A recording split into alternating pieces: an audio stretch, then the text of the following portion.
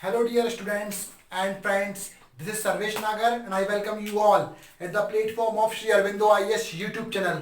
आज का जो हमारा लेक्चर है वो है वैदिक पीरियड पर। आप मेरे लेफ्ट साइड देख सकते हैं वैदिक पीरियड।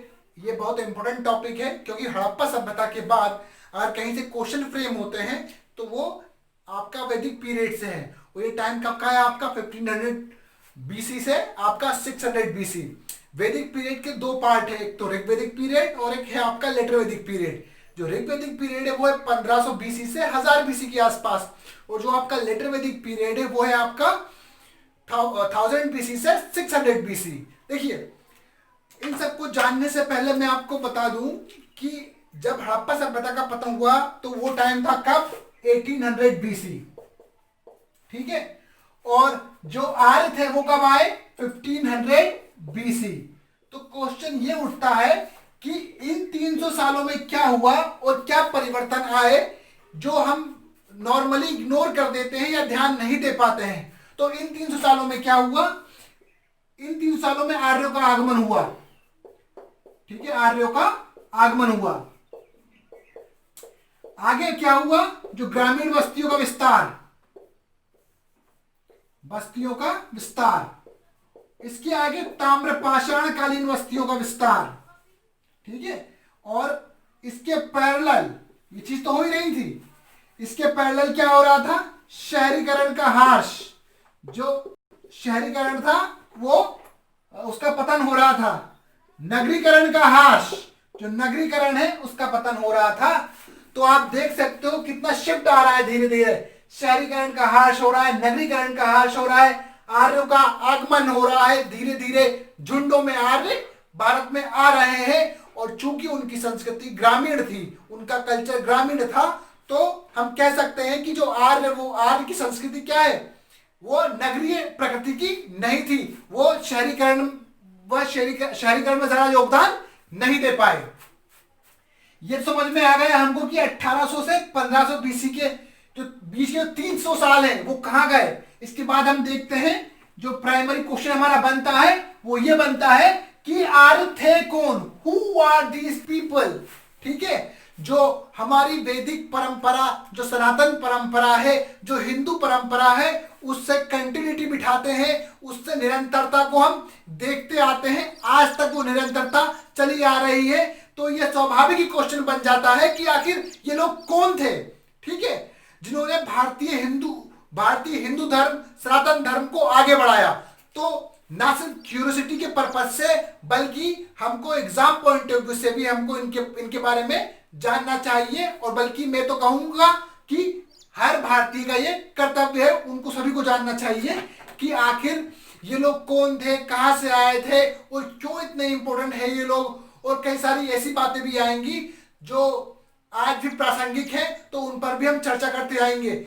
हालांकि आज भले ही सब मुद्दों पर चर्चा ना हो, बट आपका 3-4 लेक्चर्स में ये पूरा का पूरा वैदिक जो पीरियड है वो कवर हो जाएगा। इसके दोनों फेज, यानी आपका ऋग्वैदिक फेज एंड लेटर वैदिक phase. So without let let's start. देखिए, सबसे पहले बात करूंगा मैं क्या कि हु दीज पीपल आर। ठीक है, आर्य आखिर थे कौन? आर्य कौन थे? देखिए, there are an number of theories. अब एन नंबर तो नहीं बोलूंगा, there are some major theories, ठीक है, which are prominently discussed, but will focus on acceptable and authentic theory. जो ज्यादा व्यवहारिक है, ज्यादा स्वीकार्य है, उन थ्योरी पर बात करेंगे। आप मेरे लेफ्ट साइड में आप उन थ्योरी का चार्ट देख सकते हैं जिन पर हम थोड़ी बहुत बात करने वाले हैं, और उन व्यक्तियों के बारे में भी जिन्होंने उन थ्योरी को दिया है। तो सबसे पहले हम बात करेंगे किसकी? हम बात करते हैं जो सेंट्रल एशियन ओरिजिन है, मध्य एशियाई उद्भव, उसकी बात कौन करता है? उसकी बात करता है कौन? Max Muller. ऑफ कोर्स विदेशी है।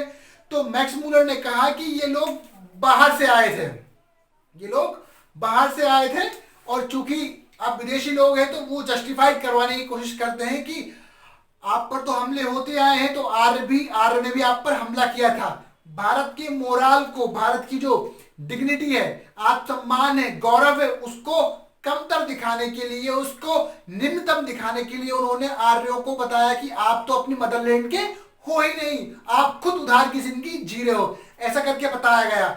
इसके पक्ष में जो मैक्स मूलर है दो तर्क प्रस्तुत करता है। कौन से दो तर्क प्रस्तुत करता है? एक तर्क प्रस्तुत करता है वो किसका? आपका पुरातात्विक, इसको क्या बोलेंगे? आर्कियोलॉजिकल, ठीक है। दूसरा तर्क प्रस्तुत करता है साहित्यिक, ठीक है, इसको बोलेंगे लिटरली, ठीक है। तो इन दोनों में वो क्या बोलता है? यहां पर वो बात करता है कि इंस्क्रिप्शन की बात करता है, ठीक है। इंस्क्रिप्शन जो आपने सुना होगा, बेगास कोई, बेगास कोई, ठीक है। यहां पर बात करता है वो जेन एवेस्टा,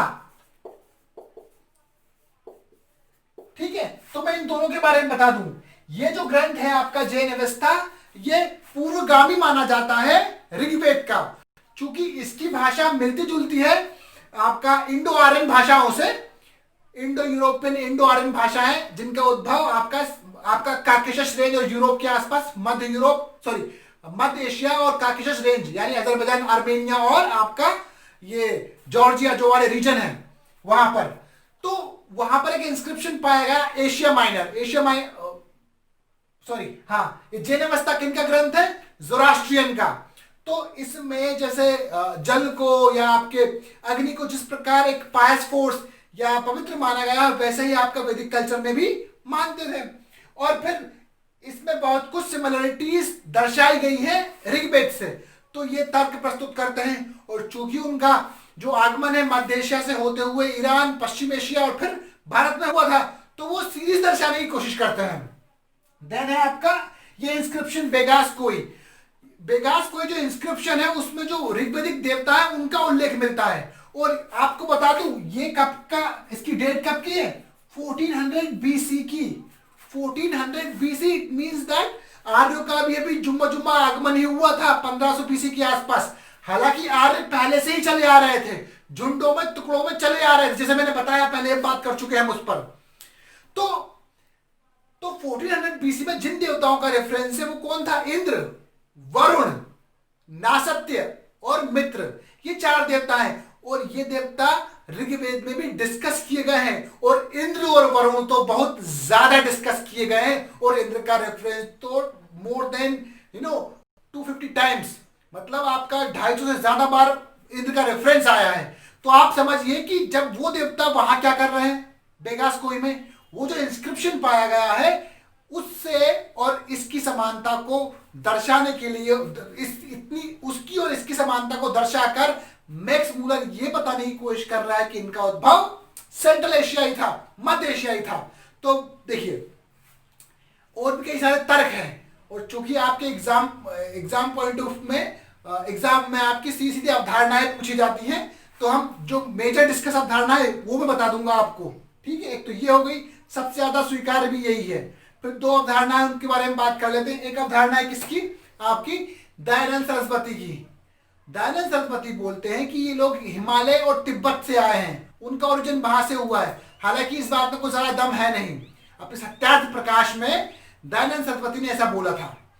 और आपका जो गीता रहस्य में जो बाल गंगाधर तिलक है, उन्होंने बताया कि ये लोग कहां से आए थे? नॉर्थ पोल से, उत्तरी ध्रुव से। जब 8000 बीसी के आसपास, अराउंड मध्य पाषाण काल, 8000 बीसी के आसपास जब जलवायु में परिवर्तन आया और बर्फ पिघल गई, तो वो यूरोप से मध्य एशिया, मध्य एशिया से पश्चिम एशिया, पश्चिम एशिया से भारत, ठीक है, ये 2। और फिर एक और परंपरा है जिसमें जो लोग हैं इनको इंडिजीनियस मानते हैं, स्वदेशी मानते हैं। खासकर जो अल्ट्रा नेशनलिस्ट है और जो स्वदेशी के समर्थक थे, वो लोग जो भारत को उस एंसेस्ट्रल परंपरा का हिस्सा मानते हैं जो कम से कम 8 से 10,000 साल पुरानी परंपरा चली आ रही है। वो तो ये बोलते हैं कि जो इंडस पीपल है वो भी वैदिक ही थे, और इसके पक्ष में वो तर्क प्रस्तुत करते हैं उस अनब्रोकन परंपरा का जो हिंदू धर्म में चली आ रही है। आप देखो ना, पुराणों का रेफरेंस आपका 3000-4000 बीसी के पहले का जाता है, ठीक है। फिर पुराण है, रामायण है, महाभारत है, फिर इनकी क्रोनोलॉजी भी इंडस वैली के पहले जाती है। तो कहने का मतलब है कि जब इतने सारे ग्रंथ डिस्कस कर रहे हैं, वो साहित्यिक साक्ष्य उपलब्ध करा रहे हैं, तो जाहिर है कि ये इंडिजीनियस ही होना चाहिए। और फिर यही बात नहीं है, एक्चुअली आप इंडस वैली सिविलाइजेशन में हम धर्म पढ़ चुके हैं ना, पढ़ चुके हैं धर्म। जब उसमें हम धर्म पढ़ चुके हैं तो उनमें क्या दिया था उन लोगों ने जैसे आपका पशुपति देव है, वो बाद में रुद्र बन गया वैदिक सभ्यता में। शक्ति देवी जो ब्रण मूर्तियां थी, जो टेराकोटा मूर्तियां थी, उनकी हम पूजा किया करते थे, तो वो पार्वती देवी बन गई। कहने का मतलब है उसमें हम प्रकृति को पूजते थे, सांप को पूजा, पृथ्वी को पूजा, वृक्ष को पूजा। हम यहाँ भी कुछ ऐसे ही करते हैं। वहां ही बहुदेव बाद था, यहाँ पर ही बहुदेववाद है। तो इतनी ज्यादा सिमिलरिटीज है, तो वो बताते हैं कि ये स्वदेशी ही थे, स्थानीय ही थे, लोकल ही थे। बस कुछ कारणों के चलते जो शहरीकरण नगरीकरण का हार्श हो गया, तो ग्रामीण परंपरा की शुरुआत हो गई, ये मान के चलते हैं। और अब it is up to you what theory you propagate, कौन सी थ्योरी को आप आगे ले जाते हो। आपके पास तर्क करने के लिए इनफ आर्ग्यूमेंट्स भी हैं। और एक और बात मैं बता दूंगा आपको कि देखिए एमपीपीएससी में ये क्वेश्चन नहीं बनता, लिटरली क्वेश्चन नहीं बनता। जो क्वेश्चन बनते हैं हम उस पर ही बात करेंगे, हम आ ही रहे हैं, उस पर ही आ रहे हैं। लेकिन यूपीएससी में बन सकता है, तो आपको कम से कम इन थ्योरीज के बारे में पता होना चाहिए। हमको जरा हाँ प्री पॉइंट ऑफ व्यू से ये थ्योरी बिल्कुल पूछ सकते हैं किसने कौन सी थ्योरी दी। अब हम बात करते हैं ऋग्वेद की इकोनॉमी पर। ऋग्वेद की इकोनॉमी, देखो 2 बार इकोनॉमी को डिस्कस करने वाले हैं हम। एक बार करेंगे किसमें, ऋग्वेद की इकोनॉमी 1500 बीसी से 1000 बीसी, और एक में डिस्कस करेंगे हम 1000 से 600 बीसी, यानी लेटर वैदिक की इकोनॉमी। तो आप एक चार्ट देख सकते हैं यहां पर मेरे लेफ्ट साइड। इस चार्ट में क्या दिया है, इस चार्ट में बकायदा फॉर्मेट दिया है कि हम किस फॉर्मेट में स्टडी करेंगे, और ये आप फॉर्मेट अच्छे से रट लीजिए, ठीक है। समय समय पर इसमें से प्लस या माइनस कुछ चीजें ऊपर नीचे होती रहेंगी, बाकी फॉर्मेट लगभग यही है। कभी अर्बनाइजेशन को हम डिस्कस ही नहीं करेंगे, क्योंकि अर्बनाइजेशन इतना प्रचलन में हो जाएगा कि उसकी बात करने की जरूरत ही नहीं रहेगी। या मनी सिस्टम की बात करेंगे तो यहां पर सिर्फ दर्शाना पड़ेगा, इतना कुछ ज्यादा मनी सिस्टम डेवलप नहीं हुआ है, तो आगे चल के वो काफी आम हो जाएगा। बाकी का जो फॉर्मेट है, ट्रेड, क्राफ्ट, एग्रीकल्चर, पशुपालन, जैसे पशुपालन क्या है, इतना आम और प्रचलन में हो जाएगा कि वो एक गौण व्यवसाय हो जाएगा, और एग्रीकल्चर बहुत महत्वपूर्ण हो जाएगा, तो पशुपालन को हम ना के बराबर डिस्कस करेंगे आगे। लेकिन चूंकि अर्थव्यवस्था का आधार और पशु का महत्व ऋग्वेद में बहुत ज्यादा है, तो हम पशुओं को भी महत्व देते हुए उनके बारे में भी बातें करेंगे। तो लेट्स सी द फॉर्मेट। सबसे पहला आप देख सकते हो, उससे ऊपर क्या है, सबसे ऊपर है आपका domestication of animal, then agriculture, फिर क्राफ्ट एंड ऑक्यूपेशंस, देन है आपका trade and commerce and money system and urbanisation. तो सबसे पहले हम बात करते हैं किसकी, आपका domestication of animal. Let me put you intro first. देखिए जो ऋग्वेद की इकोनॉमी है उसमें गाय की बहुत महत्वपूर्ण भूमिका थी। हालांकि गाय की महत्वपूर्ण भूमिका होने के बावजूद भी I want to tell you people that ये लोग नोमैडिक स्टेज पार कर चुके थे, एक घुमक्कड़ जीवन पार कर चुके थे। पहले ये कहां बसे थे, आपके अफगानिस्तान और पंजाब में। सबसे पहले इनका आगमन कहां हुआ था, पंजाब और अफगानिस्तान में। और गाय इनकी मतलब अर्थव्यवस्था का आधार थी, इनकी सारी इकोनॉमी गाय के अराउंड रिवॉल्व करती थी, इवॉल्व करती थी, गाय के चारों ओर घूमती थी, और गाय के लिए ही ये जीते थे। तो गाय इनकी जीविका में कितनी ज्यादा महत्वपूर्ण थी आप देख सकते हो। मेरे लेफ्ट साइड में एक चार्ट है, उसमें दिया है कि डॉटर मतलब दुहिता, रिचमैन मतलब गोमत, और है आपका जो वार मतलब गविष्ठी, और टाइम यूनिट मतलब गोधूली, किंग को गोपा बोला गया है, और डिस्टेंस को गव्यतु बोला गया है। तो कई सारी चीजें हैं जो गाय के नाम से हैं। गाय मतलब इतनी ज्यादा महत्वपूर्ण हो गई थी, तो somehow anything they say incorporated with name with the name of cow। अगर मैं बता, गाय की महत्ता इतनी ज्यादा थी कि अगर वो छींकते भी होंगे तो उनके मुंह से गाछू निकलता होगा छी की जगह। तो कुल मिला के मैं बताना चाह रहा हूं कि गाय की महत्ता कितनी है, ठीक है। गाय की गविष्ठी शब्द इस्तेमाल किया है, वो गाय की चोरी या गाय की लूट या गाय के लिए अभियान या दूसरे कबीले से गाय की लड़ाई, तो गविष्ठी इसके लिए इस्तेमाल किया है। तो कहने का मतलब ये है, आप देखो कि बहुत सारी चीज गाय के माध्यम से व्यक्त करने का जो उनका प्रयास है वो बताता है कि उनके जीवन में गाय की कितनी महत्वपूर्ण भूमिका है। और दूसरा जो पार्ट है वो है agriculture. When it comes to agriculture, agriculture कैसा है इनका? एग्रीकल्चर है इनका आपका सबसिस्टेंस नेचर का, ठीक है, क्या एक सपोर्टिंग रोल है, ठीक है, मैं बोलूंगा शिफ्टिंग भी है, ठीक है, शिफ्टिंग भी है, एक निर्वाह स्वरूप है, एक सहायक रोल है, और क्या है आपका परिवर्तित है। जब यही घुमक्कड़ है, आज रात यहां तो कल ये कहां टाइप वाला जीवन जी रहे हैं, तो ये तो बताओ ये क्या ही उपजा लेंगे? आप समझ रहे हो? ये तीनों चीजों ध्यान रखना। यानी इन तीनों का मतलब क्या है? इन तीनों का सीधा सा मतलब है कि they have not what, they have not agricultural surplus, उनके पास कृषि अधिशेष नहीं है। जब कृषि अधिशेष नहीं है तो आप समझिए trade, commerce, money system, urbanisation, everything will be impacted. अगर ये तीनों चीज नहीं है, आई मीन इन तीनों कंबाइंड ये नहीं है, कृषि अधिशेष नहीं है। जब कृषि अधिशेष नहीं है तो आप समझिए कि craft, trade, commerce, money system, even urbanisation सब कुछ प्रभावित होने वाला है। तो हम आगे बढ़ते हैं, बात करते हैं किस पर? क्राफ्ट पर। अब एग्रीकल्चरल सरप्लस की बात हो गई। जब एग्रीकल्चरल सरप्लस आपका,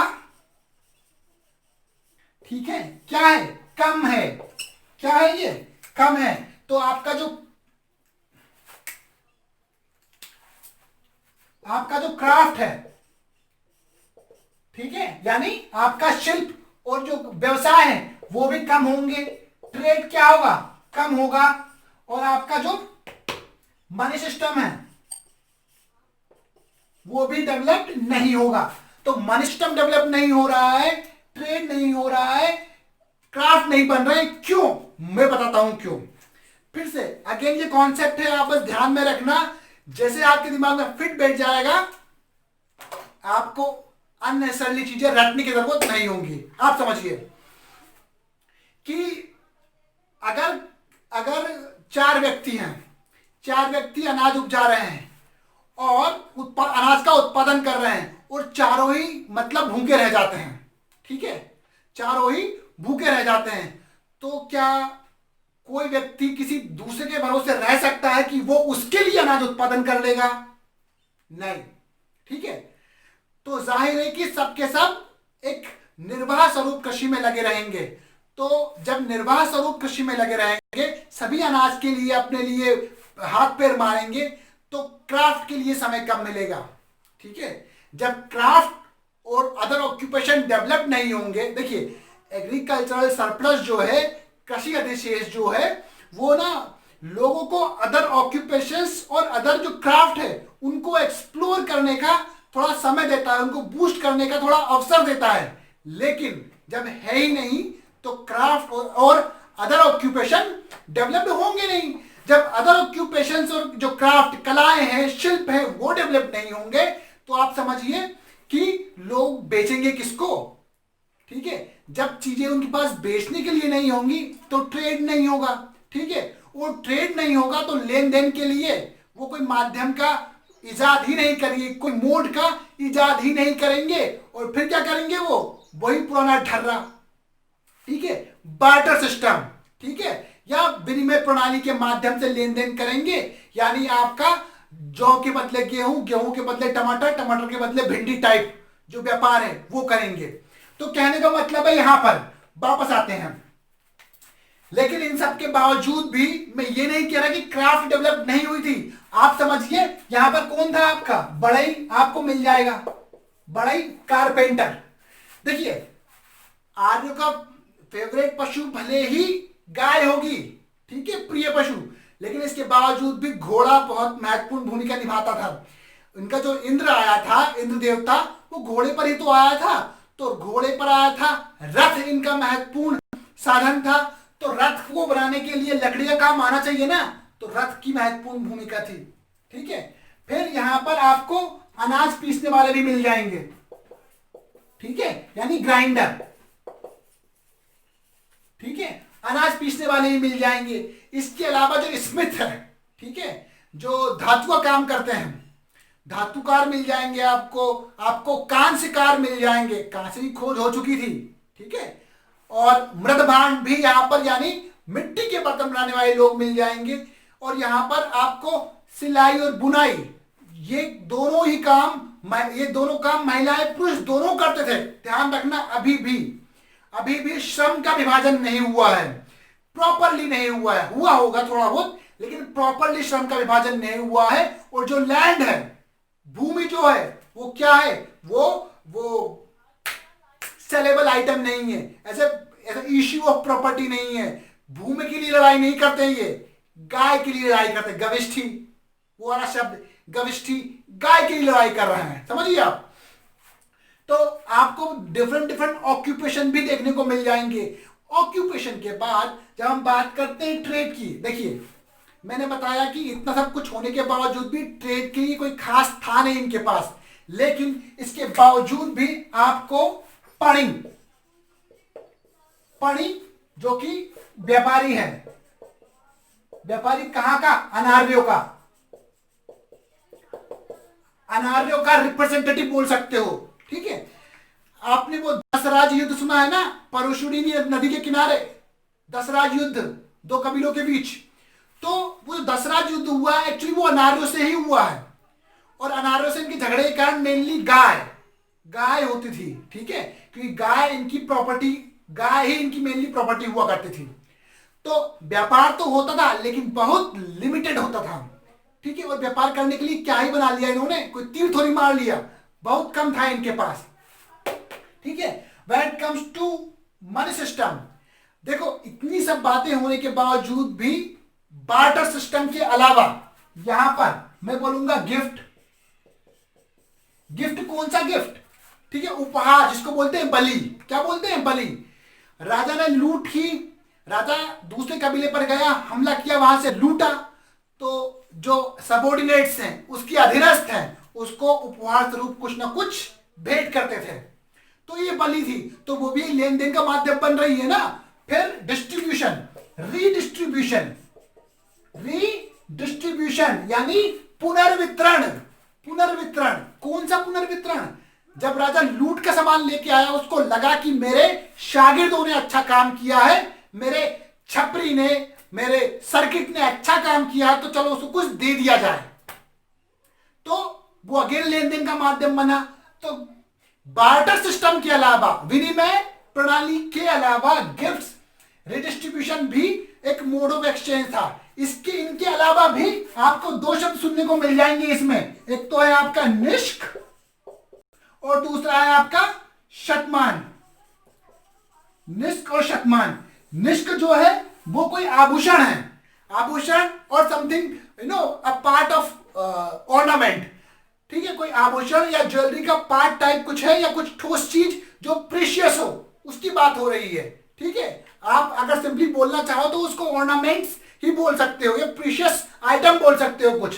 और when come to shatamana, it's a set of 100 cows. क्या है, 100 गायों का समूह। इनको उन्होंने मोड ऑफ एक्सचेंज बनाया है। तो आप देख सकते हो मनी सिस्टम में क्या है, अभी भी कॉइन्स, करेंसी कुछ भी डेवलप नहीं हुआ है, इसके बावजूद भी लेन देन के लिए इनका कुछ सिस्टम था, वो आप देख सकते हो। गिफ्ट है आपका रिडिस्ट्रीब्यूशन ऑफ, जो राजा देता है अपने अधीनस्थों को। फिर है आपका निष्क, शतमान और बार्टर सिस्टम अपनी महत्ता बनाए हुए हैं। सो दिस इज व्हाट आप देख सकते हो पूरा का पूरा ऋग्वैदिक इकोनॉमी इज, ठीक है। इसके बाद जो सेकंड हाफ है इसका, वो क्या है आपका, सेकंड हाफ है आपका लेटर वैदिक इकोनॉमी। और ये पीरियड कब से कब का है, लेटर वैदिक पीरियड 1000 बीसी से 600 बीसी का समय है। तो हम इस पर भी बात कर लेते हैं। देखिए, जब हम इसकी बात करेंगे, दो चीजें हमको समझ लेनी चाहिए। पहली क्या, कि जो लेटर वैदिक इकोनॉमी है, उसमें जो लोग थे वो सेटल्ड हो गए थे। लोग सेटल्ड हो गए, ठीक है, उन्होंने ठिकाना ढूंढ लिया। अब वो जहाज के पंछी हो गए, जहाज के पंछी जिनका एकमात्र ठिकाना मतलब रहने लगे। लोहे की खोज हो गई इस समय तक, लोहे की खोज हो गई। लोहे की खोज के साथ एक और चीज देखने को मिली, पशुपालन का महत्व कम हुआ। पशुपालन अपनी महत्ता बनाए हुए है, लेकिन पशुपालन का महत्व कम हो गया। और एक चीज जो हमको देखने को मिली, अब ये लोग खेती में ज्यादा विश्वास करने लगे और ज्यादा अनाजों को उपजाने लगे। तो हम 1 बाय 1 देख लेते हैं। देखिए, सबसे पहले हम अब एग्रीकल्चर की बात करेंगे। फॉर्मेट आप लोगों को पता है ना, जब आप लोगों को फॉर्मेट पता है तो आपको आगे चीजें पता लगती जाएंगी। तो एग्रीकल्चर में अब एग्रीकल्चर इनका महत्वपूर्ण हो चुका है यहां पर इस समय तक। क्यों हो गया है? क्योंकि ये लोग स्थायी रूप से जीवन व्यतीत करने लगे हैं। अब हमको सिर्फ पहले जॉब यानी आपका जो बारले है उसके एविडेंस मिले हैं मेनली, और धन्य धान यज्ञ सब कुछ वो उसी को बोलते थे ऋग्वैदिक पीरियड में।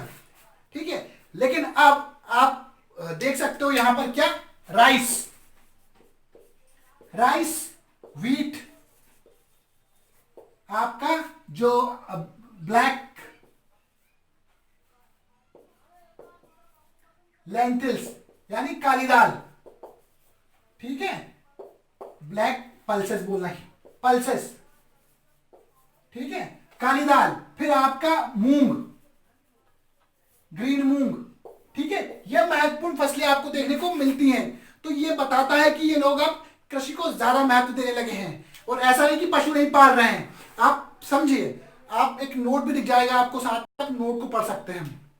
कृषि की महत्ता कितनी है कि राजा और उसके राजकुमार भी खेती कर रहे हैं, समझ रहे हो आप। और एक रेफरेंस में मतलब 6, 8, 12, 24 बैलों तक कल्टीवेटर को खींचते हुए दिखाया गया है। तो यह महत्वपूर्ण है।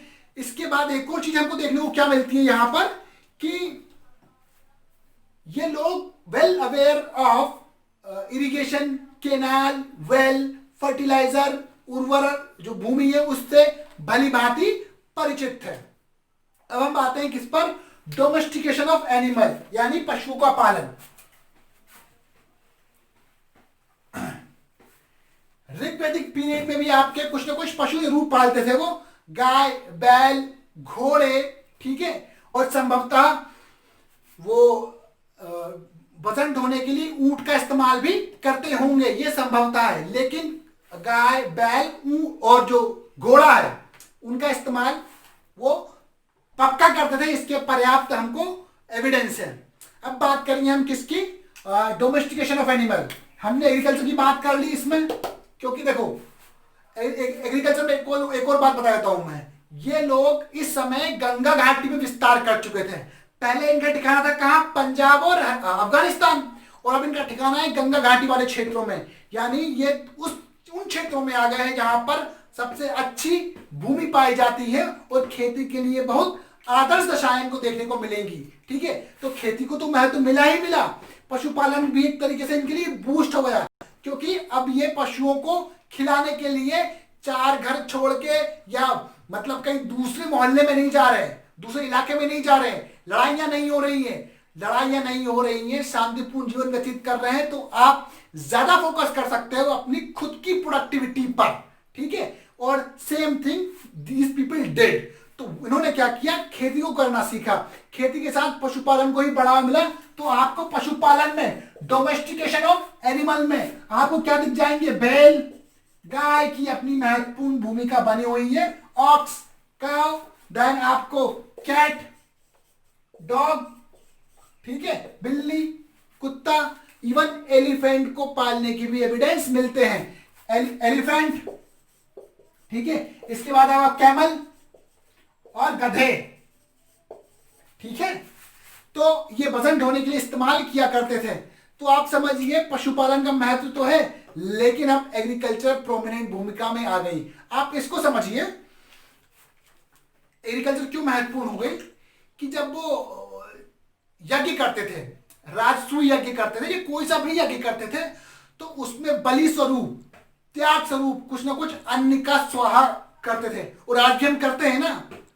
ये व्यक्ति तभी कर सकता है जब उसके पास संपन्न स्तर पर बहुत सारी चीजें आ गई हो। जब लोगों को खाने के लिए ही नहीं मिल रहा तो कौन अन्न का स्वाहा करेगा कुंड में, नहीं करेगा ना। तो ये एक सिंबॉलिक तौर पर बताने की कोशिश की जा रही है कि अब लोगों के पास पैसा आ गया है, बिकॉज ऑफ एग्रीकल्चरल सरप्लस।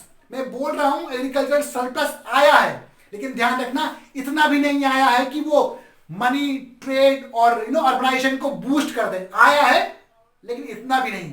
लेकिन इतना तो आया है कि ट्रेड और आपका जो मनी सिस्टम है उसको थोड़ा सा पुश कर दे।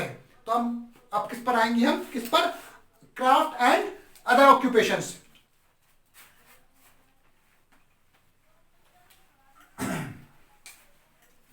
देखिए किसकी बात करेंगे हम, क्राफ्ट की। आप समझिए जब एंड अदर ऑक्यूपेशन, क्राफ्ट और डेवलपमेंट, क्राफ्ट का जो डेवलपमेंट हुआ वो क्यों हुआ, क्योंकि इस समय तक अब लोग अन्य रोजगार या अन्य ऑक्यूपेशन को करने के लिए प्रेरित होने लगे थे, क्योंकि कृषि ने लोगों की जीविका का जो है एक तरीके से मतलब आपूर्ति करना शुरू कर दिया था। तो अदर ऑक्यूपेशन में हम क्या देखते हैं कि आपको वो कि जो पुराने ऑक्यूपेशन थे वो चले जा रहे हैं, लेकिन अब आपको एक और ऑक्यूपेशन मिल जाएगा। वो क्या कि वो है आपका आयरन स्मिथ। आपको धातु गलाने वाले लोग, धातु का प्रगलन जो मेटलर्जी वाले काम करते हैं, तो धातु कर्म करने वाले लोग मिल जाएंगे। पहले भी थे लेकिन लोहे का काम, आयरन स्मिथ का काम करने वाले लोग कम थे। और यहां पर हमको पहली बार क्या देखने को मिलता है, हमको देखने को मिलता है सेपरेशन ऑफ वर्क। ठीक है, अब महिलाओं के और जो पुरुषों के काम धीरे धीरे अलग होने लगे थे। ठीक है, सिंस बायोलॉजिकली जो मैन है वो ज्यादा पावरफुल है, तो वो एग्रीकल्चर की ओर जाने लगा था और घर के काम महिलाएं देखने लगी थी। जैसे कि अब सिलाई और बुनाई महिलाओं तक सीमित हो गया था। इसके अलावा भी महत्वपूर्ण क्राफ्ट में हम क्या देख सकते हैं जो पहले से चले आ रहे हैं, पॉटर्स, कुम्हार अपनी जगह पर है, कांचीकार अपनी जगह पर है। देन आपका सिलाई बुनाई भी चल ही रहा था, खेती एक नया प्रोफेशन जुड़ गया, पशुपालन पहले ही चला आ रहा था। तो कई सारी एक्टिविटीज अब होने लगी है और ज्यादा बड़े स्तर पर होने लगी है। और हाँ, जब एक्टिविटीज बड़े स्तर पर होने लगी है तो ट्रेड भी होने लगा था। हालांकि उतना बड़े स्तर पर ट्रेड नहीं होता था। ठीक है, तो इतने बड़े स्तर पर ट्रेड नहीं होता था, ट्रेड भी इनका लिमिटेड था। बता देता हूं मैं आपको। ओके, जब आर्ट और क्राफ्ट बड़े स्तर पर डेवलप होने लगती है या बूस्ट होने लगती है, तो क्या है कि वो ट्रेड को भी बूस्ट करती है धीरे धीरे, क्योंकि आपको चीजों को बेचने खरीदने के लिए सामान आपको मिलने लगते हैं। लेकिन इसके बावजूद भी आप समझिए कि मनी सिस्टम को इतना इवॉल्व ये नहीं कर पाए, विच इज अगेन ये जस्टिफाइड करता है कि अधिशेष तो हो रहा है, लेकिन इतना भी नहीं कि मतलब अर्बनाइजेशन कर दे या मनी सिस्टम को बहुत ज्यादा इवॉल्व कर दे। ठीक है, तो अब जब हम बात करेंगे मनी सिस्टम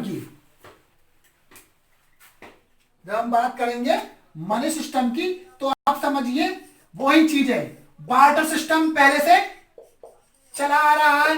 गिफ्ट या आपका जो है रिडिस्ट्रीब्यूशन ऑफ मनी, या आपका निष्क और शतमान, आपका barter system, gift, redistribution of money, निष्क और शतमान, ये पहले से ही चला आ रहा है। और अब हम क्या देखते हैं कि इन सब के होने के बावजूद भी अर्बनाइजेशन का जो स्तर है वो प्रोटोटाइप स्तर का था। क्या है वो, अर्धनगरीय हमको नगर देखने को मिलते हैं। तो जो अर्धनगरीय नगर, हम बात कर लेते किसकी, अर्बनाइजेशन की, तो वो जो नगर, इनको बोलूंगा मैं सेमी। ठीक है, समझ जाना आप। ठीक है, अर्धनगर की संज्ञा दे रहा हूं मैं। तो एक तो है आपका हस्तिनापुर, ठीक है, और दूसरा क्या है आपका कौशाम्बी। तो ये दो नगर हमको देखने को मिलते हैं। तो इन नटशेल हम जब मैं दोनों की इकोनॉमी को मतलब बताता हूं, तो पहली वाली इकोनॉमी को इन नटशेल कैसे बताऊंगा कि अर्थव्यवस्था का मूल आधार कृषि थी। समझना, सुनना आप ध्यान से।